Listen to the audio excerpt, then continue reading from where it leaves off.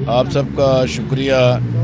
आप जानते हैं कि जमात इस्लामी का धरना 26 तारीख से जारी है और हम मुसलसल आवाम के जज्बात की और उनके मसाइल को उजागर कर रहे हैं और आवाम के लिए एक उम्मीद और हौसला पैदा हुआ है।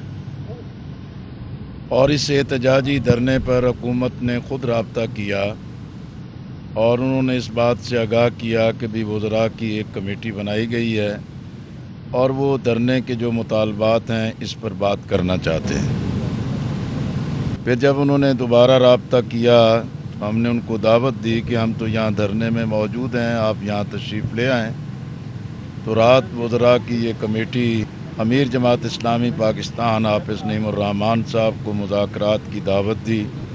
उन्होंने उनकी इस पेशकश को कबूल किया और फिर आज जमात इस्लामी की भी एक कमेटी बना दी गई और इस कमेटी का पहला जो एक दौर हुआ है हमारे मुज़ाकरात का, वो अच्छे माहौल में हुआ है।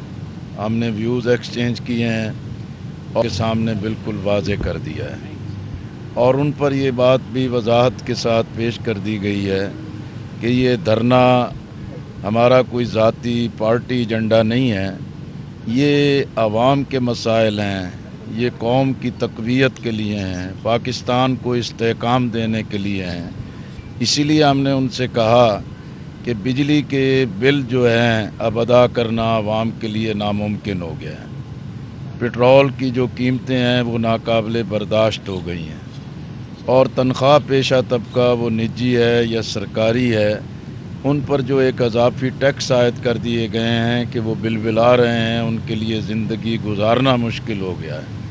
इसी तरह IPPs एक ऐसा कैंसर है, एक ऐसा नासूर है कि जो पूरी कौमी मईशत के लिए मौत का परवाना बन गया है और हमने अपनी पूरी स्टडी और पूरी तफसील उनके सामने रखी है कि ये कोई ऐसा मसला नहीं है कि लोगों को ये कह के टाल दिया जाए कि कोई बैनुल-अक़वामी मुआहदे हैं। कोई बैनुल-अक़वामी मुआहदे नहीं है। सिर्फ़ एक बैनुल-अक़वामी मुआहदा हमारा चीन के साथ है और चीन हमारा ऐसा दोस्त है, वो पाकिस्तान को किसी मुश्किल में कभी भी नहीं देख सकता।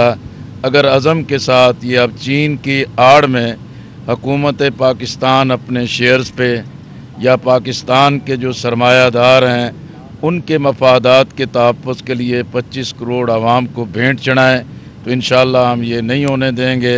हमने उसकी पूरी तफसील उनके सामने रखी है। फिर एक्सपोर्टर्स पर, फ्लोर मिल्स पर और इस तरह फिक्स टैक्सेशन की सूरत में जो पूरा माशी सर्कल रुक गया है, हमने पूरी वजाहत के साथ उनसे बात की है।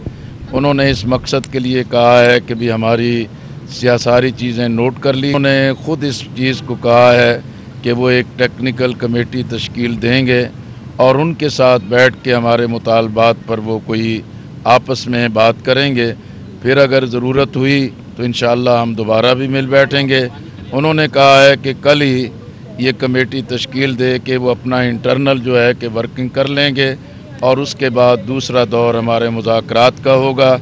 धरना भी जारी रहेगा, एहतजाज भी जारी रहेगा और पूरे मुल्क के आवाम के लिए हमारा जो एहतजाज का पैगाम है ये पूरी मजबूती के साथ उन तक मुंतकिल होता रहेगा। जो आपके कारकुन गिरफ्तार हुए हैं 2-3 रोज़ में क्रैकडाउन छापे गिरफ्तार, उनके हवाले से क्या पेश? देखें, ये एक बड़ी तादाद में कारकुनान को गिरफ़्तार किया गया था। वज़ीर दाखिला मोहसिन नकवी ने यही कहा था कि हम सबको रिहा कर देंगे। बड़ी तादाद में लोग जो हैं कि रिहा तो कर दिए गए, लेकिन जो इस वक्त तक हमारी इतलात थी कमोबेश 35 अफराद हैं कि जिनके नज़रबंदी के ऑर्डर्स किए गए, जिनको जेलों में भेजा गया है। हमने वो तमाम नाम और पूरी लिस्ट उनके सामने उनको मुहैया कर दी है। इस वक्त तो हमें उन्होंने यही कहा है कि भी हम इस पे माजरत चाहते हैं। ये पहले भी डायरेक्शन चली गई थी, जो रिहा नहीं हुए उनको रिहा कर दिया जाएगा।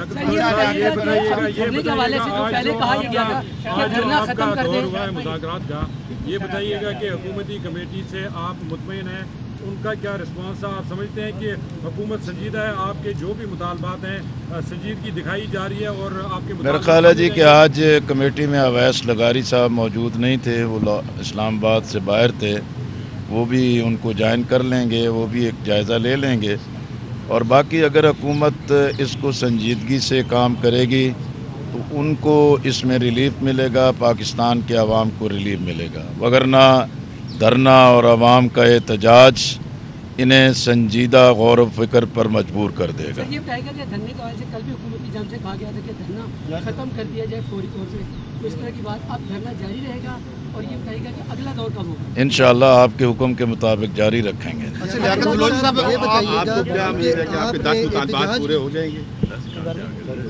پتہ نہیں، یہ 10 کا فگر تو آپ نے خود ہی چلا دیا ہے، ہمارے جو میں نے تو آپ کے سامنے جو رکھی ہے، آپ ان کو 10 بنا لیں، 12 بنا لیں، یہ آپ میڈیا طاقتور ہے، جو مرضی کر لے۔